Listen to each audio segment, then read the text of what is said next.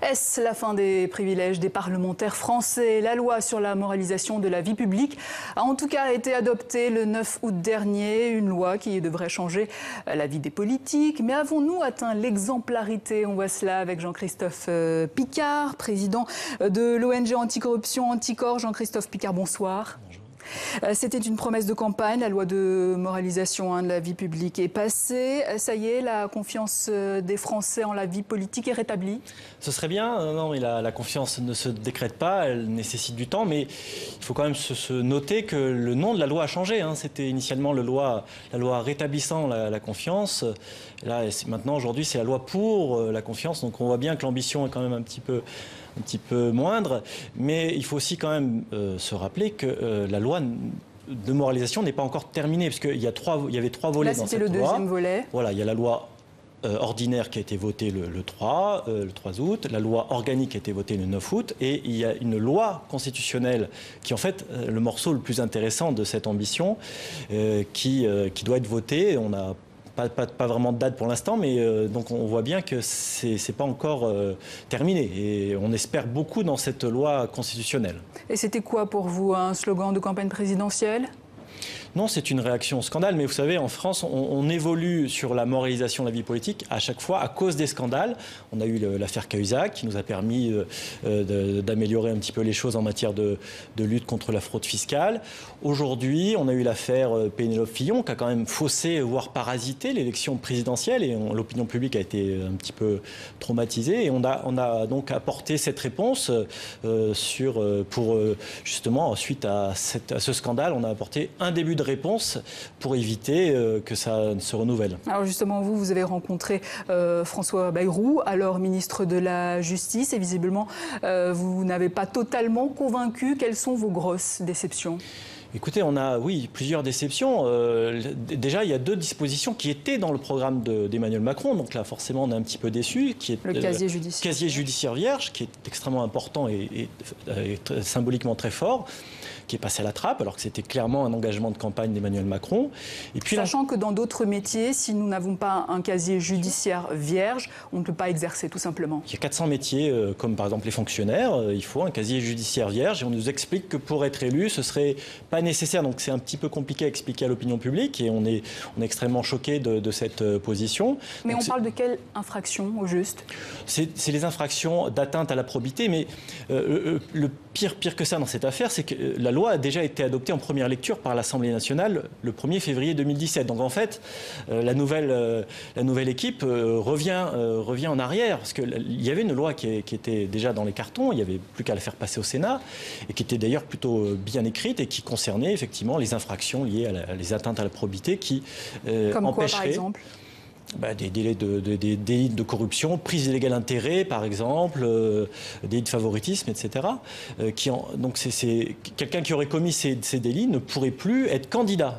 Non seulement il ne pourrait plus être élu, mais il ne pourrait plus être candidat, ce qui permettrait de nettoyer un petit peu la vie démocratique. Donc ça, c'est une promesse. Mais il y a cette peine d'inéligibilité jusqu'à 9 ans, ça ne suffit pas ?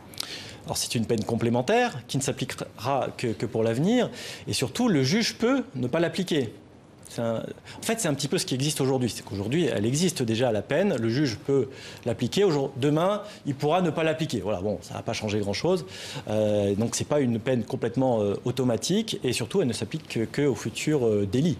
Et selon vous, on n'est pas allé assez loin non plus dans l'encadrement des lobbies ? Absolument, c'était également une promesse très forte d'Emmanuel Macron, et sur laquelle on est absolument d'accord. L'activité des lobbies est extrêmement préjudiciable à la qualité des lois aujourd'hui en France, et on aurait voulu une traçabilité. Vous estimez que les lobbies sont trop opaques aujourd'hui et leur fonctionnement ? Ah mais complètement. Aujourd'hui, n'importe quel lobbyiste peut rencontrer n'importe quel parlementaire, lui faire des cadeaux. Vous imaginez ? J'entends les couloirs de l'Assemblée nationale. Absolument. D'ailleurs, le mot lobby vient du mot couloir, qui est un mot anglais. Mais aujourd'hui, on peut faire des cadeaux, c'est prévu dans les codes de déontologie du Sénat et de l'Assemblée nationale, on peut faire des cadeaux aux parlementaires. La seule contrainte, c'est qu'à partir de 150 €, le parlementaire est obligé de déclarer son cadeau. Voilà. En deçà de 150 €, il ne dit rien, et il n'y a pas de plafond, de montant plafonné, donc c'est moi, très choquant que des lobbyistes puissent rencontrer, faire des cadeaux sans aucune traçabilité. Donc on voudrait savoir quel lobbyiste rencontre quel parlementaire, combien de fois, quel cadeau il aurait fait pour qu'on puisse avoir une traçabilité de la loi, savoir si un amendement est proposé par un parlementaire ou est-ce qu'il est proposé par un groupe d'intérêt. Alors des cadeaux parlementaires, oui, mais pas aux collaborateurs des élus. C'est ça aussi qui change avec cette nouvelle loi. Les lobbyistes ne peuvent pas embaucher des collaborateurs d'élus, ce qui est quand même la moindre des choses. Mais ils peuvent faire des cadeaux aux collaborateurs. C'est pas interdit. Nous, on souhaite l'interdiction totale des cadeaux. On ne voit pas pourquoi un fonctionnaire n'a pas le droit de recevoir des cadeaux. Pourquoi un élu qui fait la loi pourrait accepter des voyages, des dîners, voire plus. Et il y a aussi ce qu'on appelle le verrou de Bercy, qui est maintenu. Ça, c'est une grosse déception parce que lorsqu'on compare le projet de loi déposé par le gouvernement et le projet de loi voté, finalement, il n'y a rien qu'à changer à part 2-3 virgules qu'on a déplacées. La seule nouveauté aurait été la suppression du verrou de Bercy qui a été... Vous pouvez nous expliquer pourquoi? Alors, le verrou de Bercy, c'est simple. Aujourd'hui, c'est le procureur qui peut poursuivre une contravention, un délit ou un crime. Sauf... Pour la fraude fiscale, il faut l'avis conforme du ministère des Finances. Qui garde donc le monopole sur ce genre d'enquête. Qui peut décider de poursuite ou pas dans telle ou telle affaire, et avec une opacité la plus complète, puisqu'il n'est pas obligé de motiver ses décisions. Donc aujourd'hui, il y a ce qu'on appelle le verrou de Bercy, c'est la possibilité pour le ministre du Budget de ne pas poursuivre un fraudeur fiscal ou de le poursuivre. Alors on ne sait pas après pourquoi, comment, etc. Alors ça pose des problèmes lorsque le ministre du Budget s'appelle Jérôme Cahuzac ou lorsqu'il s'appelle Éric Woerth, et qu'en même temps, il faut se rappeler qu'Éric Woerth était le trésorier du parti au pouvoir, tout en étant ministre du Budget qui décidait des poursuites fiscales. Vous imaginez les conflits d'intérêts colossaux. Donc c'est une vraie déception que ce verrou de Bercy ait été maintenu, d'autant plus que le Sénat avait voté sa suppression. Alors pour une fois que les sénateurs sont un petit peu plus ambitieux que les députés, on aurait pu s'attendre que les députés de La République En Marche, qui avaient quand même vocation à être un petit peu, à incarner le renouveau, être un peu audacieux. Alors la faute à qui, M. Picard, si on n'est pas allé aussi loin ? Eh bien, écoutez, je pense que les députés ont suivi un peu l'avis du gouvernement. Donc c'est la faute sans doute du gouvernement qui n'a pas souhaité aller plus loin dans cette affaire-là. C'est-à-dire quoi, qu'on a cherché à protéger certains élus ? On n'a jamais vraiment, en France, considéré que la fraude fiscale, c'était très grave. Jamais vraiment. On le voit aujourd'hui. Regardez des élus comme Patrick Balkany, qui sont toujours élus tranquillement. Bon, voilà. Personne ne trouve ça grave. Alors que c'est l'équivalent, le coût de la fraude fiscale, c'est l'équivalent de notre déficit budgétaire. Donc c'est un problème moral, mais c'est un problème budgétaire colossal. Mais tout n'est pas à jeter quand même dans cette loi. Il y a des mesures phares qui ont été adoptées. Le non-cumul des mandats, par exemple.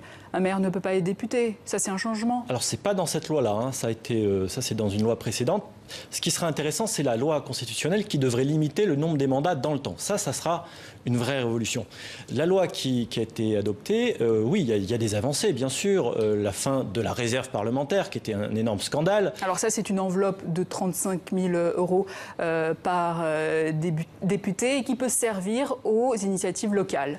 Alors, c'est un peu plus que ça, c'était 135 000 € pour un député et 153 000 pour un sénateur.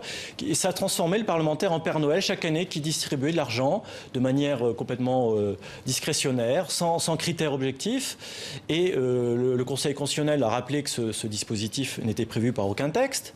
Le Conseil d'État nous dit que c'est en plus contraire à la Constitution. Donc on était vraiment dans un scandale sans nom. D'ailleurs, il n'y a aucun équivalent en Europe de ce dispositif, puisque les parlementaires sont là pour créer la loi ou pour contrôler le gouvernement et pas pour distribuer de l'argent, parfois dans des conditions un peu rocambolesques, puisqu'on a eu par exemple François Grosdidier qui avait distribué 160 000 € à une association qu'il présidait et qui était domiciliée dans son bureau du Sénat. Donc là, voilà, c'était... Alors, M. Picard, comment ça se passe ailleurs dans le monde, chez les bons élèves par exemple ? Eh bien, on n'est que 23e dans le classement Transparency sur les pays les plus vertueux. On est 23e dans le classement. Devant nous, on a notamment les pays scandinaves qui sont très très en avance parce qu'ils pratiquent la transparence à un haut niveau. Et on remarque, ce qui est logique, c'est que plus il y a une transparence de l'action publique, moins il y a de corruption et plus les gens se sentent heureux, puisque on voit bien qu'il est corrélé le montant, le niveau du sentiment de bonheur et le niveau de transparence, parce que la transparence, ça permet une meilleure répartition des richesses, en tout cas une répartition plus juste. Et donc on a beaucoup de retard en matière de transparence. Il est très compliqué aujourd'hui d'obtenir un document administratif, sans parler d'informations un petit peu sensibles, comme la liste des voitures de fonction ou l'organigramme d'une mairie. Et la transparence est un statut pour la Première Dame également ? Oui, pourquoi pas un statut, mais à condition de ne pas lui conférer de rôle ni de moyens. La Première Dame n'a pas de rôle normalement, donc elle doit avoir les moyens minimums, hein, c'est-à-dire un rôle de représentation avec peut-être quelques frais, mais réduit au minimum. C'est toujours mieux de faire ça en toute transparence que de ne rien faire et de manière complètement opaque attribuer des centaines de milliers d'euros de moyens. Est-ce qu'on serait plus heureux finalement si nos politiques étaient exemplaires ?